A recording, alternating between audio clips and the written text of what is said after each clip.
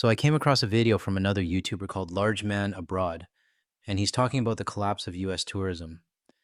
He makes some solid points, but as a Canadian, I've got to jump in because there are a few things he missed. And honestly, this whole conversation looks very different from our side of the border. This isn't just about tourism numbers. It's about safety, respect, and why so many Canadians are saying enough is enough. Don't get me wrong, I agree with a lot of what he says, and he raises important issues. But there are a few spots where the facts need correcting from a Canadian point of view. Large Man Abroad, if you're watching, this isn't a takedown or bashing your video. It's a friendly follow up from a Canadian to show you another perspective. Nothing in here is meant to offend. And let's be honest, you look like a big guy, and I'm pretty sure you could pick me up with one arm and throw me across the room. I've included a link to his video in the description and in the comments. So viewers, I highly recommend to check out his channel. And throughout this video, I'll pause as needed to share my feedback and perspective. Let's get into it. Hey everybody, welcome back. Something that's been in the conversation a lot as of late has been that tourism in the United States has absolutely been crumbling. And there's obvious reasons for this, yes, but let's go over 5 of the big ones. Because tourism affects pretty much every corner of this country, and a collapse in tourism actually affects around 150,000 jobs. So even though many of them are seasonal, people do depend on these to, pay for their lives. So it isn't something that we should just sneer at and say, well, people aren't coming in. The first thing, of course, is the geopolitical tension and boycotts that are happening all over the country and world right now, especially when we're looking at Canadian and European bookings coming into the country. And because a lot of the tariffs and because a lot of just the saber rattling and talk that's been going on. Okay, I'll admit it. I had to look up what saber rattling actually means. But now that I know, yeah, I see that you did acknowledge the whole 51st state rhetoric and annexation talk, and that's important. But here's the thing, and feel free to sound off in the comments if you agree or disagree. For me, that is the bigger issue. The tariffs? Yeah, they're annoying, but they're just numbers on paper. Threatening our sovereignty? That hits a lot deeper. So Large Man Abroad, if you're watching, at least for this Canadian, and from what I've heard from a lot of people on this channel, the 51st state rhetoric isn't just some background noise. It's the main reason people are done with the US right now. Those bookings are actually down 70% right now, especially in Canadian tourism coming into America. And most people don't realize just how important Canadian tourism to America is when it comes to our tourism industry here. But of course, it's not just Canada. Like I said, it's Europe. Germany is down 28%. Spain, 25%, UK, 15%, and South Korea, 15%. And even though companies like Air Canada have slashed the prices of flights coming into the United States, there are still 30% less border crossings happening between Canada and America. And of course, that leads to one of the biggest reasons for Europeans and Canadians mostly on why there is this boycott happening, and that's border control and stricter visas. As we've seen over the past couple months, there's been stories of people from all over Europe being detained and thrown into ICE facilities or holding cells, for weeks at a time. People just coming over here not to live, but just to go on vacation. That's going to scare people away. It's going to create, a culture of fear when it comes to tourism in America. It just doesn't feel like a safe place. It creates a lot of mistrust and uncertainty in the entry points because people start to think, what happens if I messed up on my paperwork? Am I going to get pulled into a back room and black bagged and sent to an ICE facility? It is a real worry, and it is warranted under the political climate that we're in right now. I completely agree with this. As a Canadian, I crossed the border for the first time back in 1997 with a few friends. All I needed was my driver's license. Then passports became mandatory, but it was still easy. No stress, no delays. Eventually, I joined the Nexus program when it was first released, and for years, crossing the border was effortless. It felt normal. But now, I'm not so sure. Just recently, some friends of mine flew to Las Vegas for an event. They booked the trip last July. Too much money on the line to cancel. Even though they were Nexus holders, they still got pulled into secondary at YVR. Not just a quick question either. They had their carry-ons and their checked luggage searched for an hour and a half. No explanation, just extra hassle. My friend told me, this has never happened before. and they were the unlucky one out of 10 who got singled out. And that's exactly what I'm worried about. I don't want to be that 1 out of 10. I don't want to roll the dice every time I cross the border. What we are looking at is the new normal. When we're seeing these kind of things not just be normal, but are being excused and validated by the media.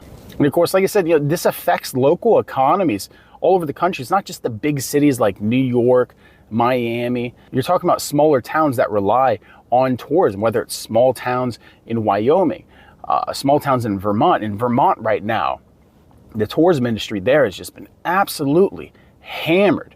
And like I said, these are seasonal businesses that a lot of these small communities rely on to keep the town going. And because they're not having that influx of Canadian tourists coming in this summer, it's going to create a position where they're really going to have to tighten the belts through the winter and hope that tourism comes back next year. But the fact is, this boycott, right? The world's kind of done with America right now. There's other options for them. And there's good odds that, until this president is out of office, that these boycotts are going to continue. So these small tourist towns all over the nation, but especially closer to the border, they're going to have to expect this kind of dry season going for the next 4 years, which in all honesty could cause a complete shutdown of these local economies and businesses to absolutely shudder. He's absolutely right. The world has other options. And judging by the comments on my channel, a lot of Canadians have already made the switch. Just take a look and pause if you want to read each comment. People are canceling 7-week stays in Florida, ditching their US plans altogether, and booking trips to places in Europe, Mexico, and other areas around the world. This isn't just talk, it's a real shift. We've got snowbirds selling off their Florida properties. One even walked away from a $6,000 deposit because he was just that fed up. So when Large Man Abroad talks about American cities, tourism, and hospitality industries starting to suffer, yeah, that checks out. And it's not just short-term travelers.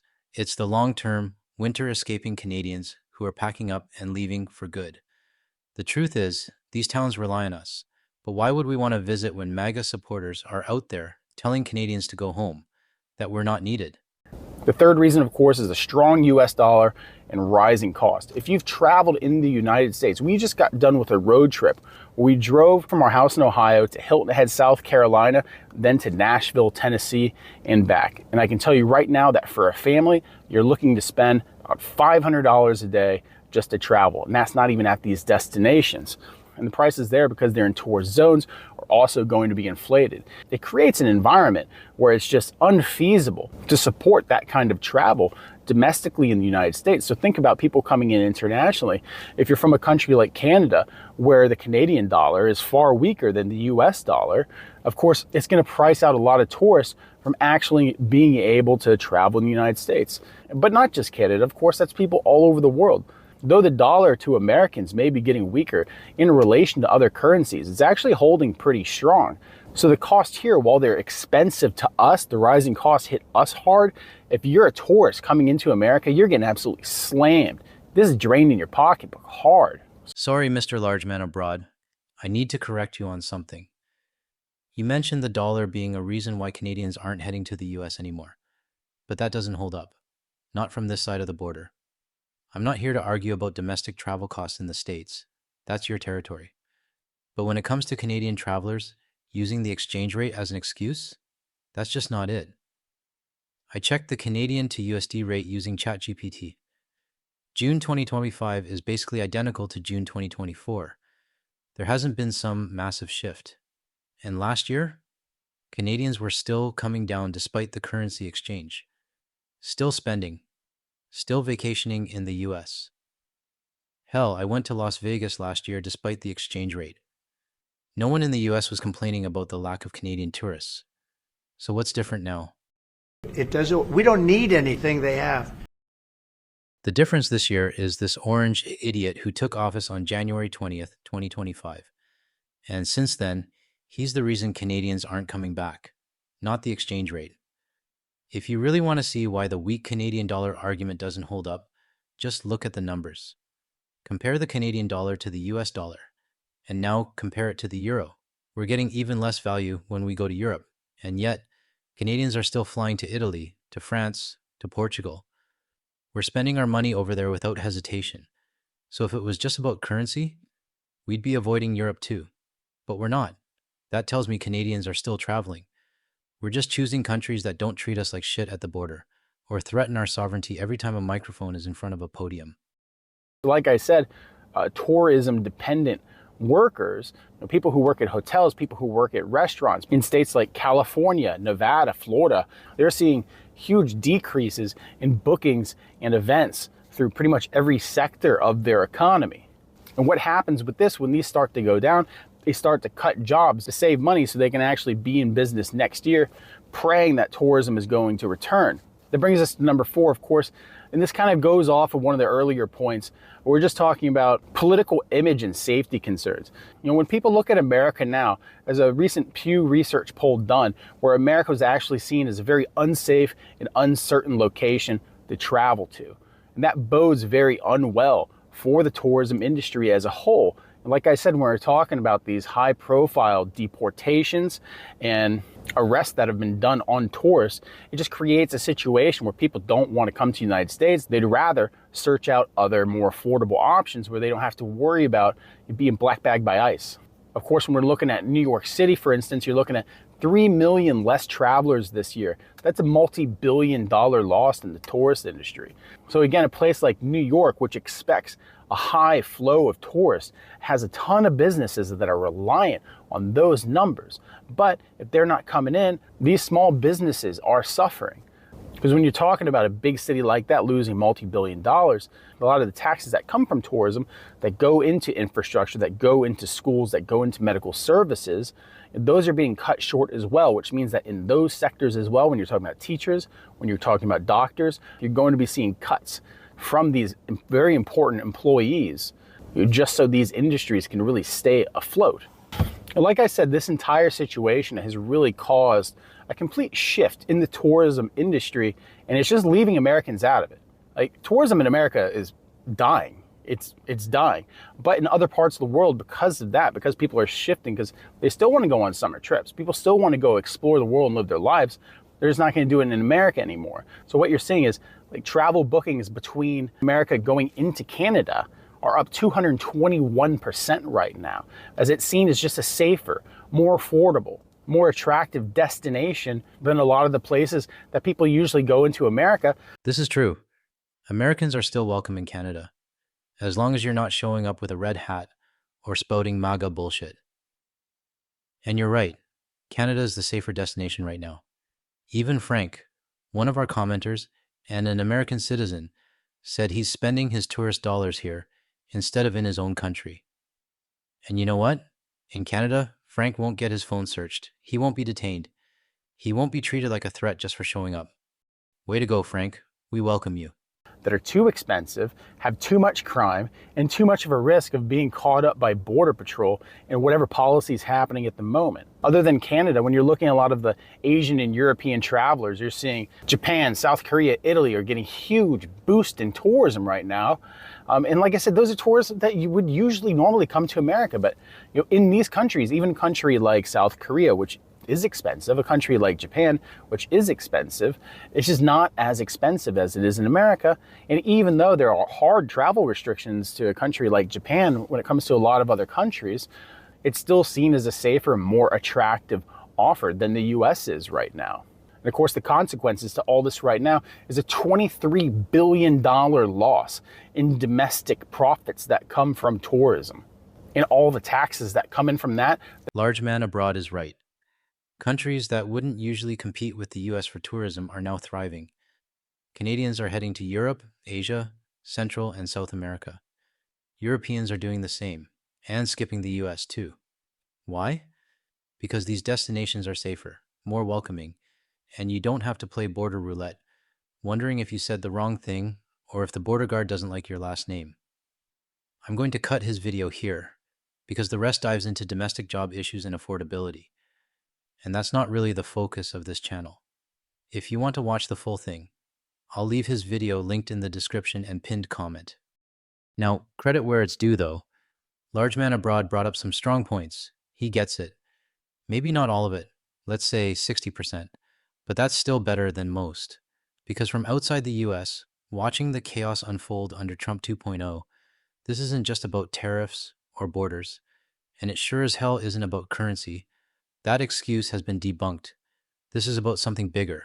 It's about the 51st state rhetoric, the annexation threats, the complete lack of respect from the US government, and from far too many of its citizens. And no, it's not every American, but there's a large chunk that doesn't hide how they feel. We don't need you. Go back to Canada. You're not wanted here. Hope Canada fucking burns. These aren't internet trolls. These are real words from real people.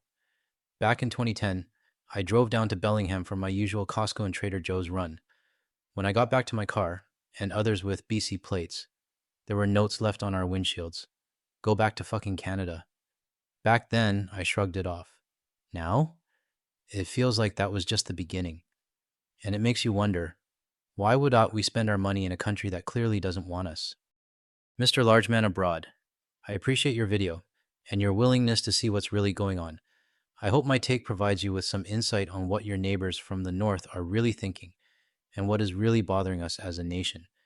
We used to be friends, but a good majority of us will not be coming back, even after the orange idiot is gone. It will take decades and even a generation to recover from this. But I do with you and other US citizens who have the same mindset as you a good fight to get back to some sort of normalcy. And in true Canadian form, I apologize for needing to correct you on a few things. But overall, you're on the right track. Keep pushing that message. Now to my viewers, if you agree with what I've said or want to help get this message out to like-minded Canadians and our global allies, drop a like or subscribe. And if you know someone who needs to hear this, share the video with them or post it on Facebook. That's it for today. Thanks for sticking around, and I'll catch you in the next video.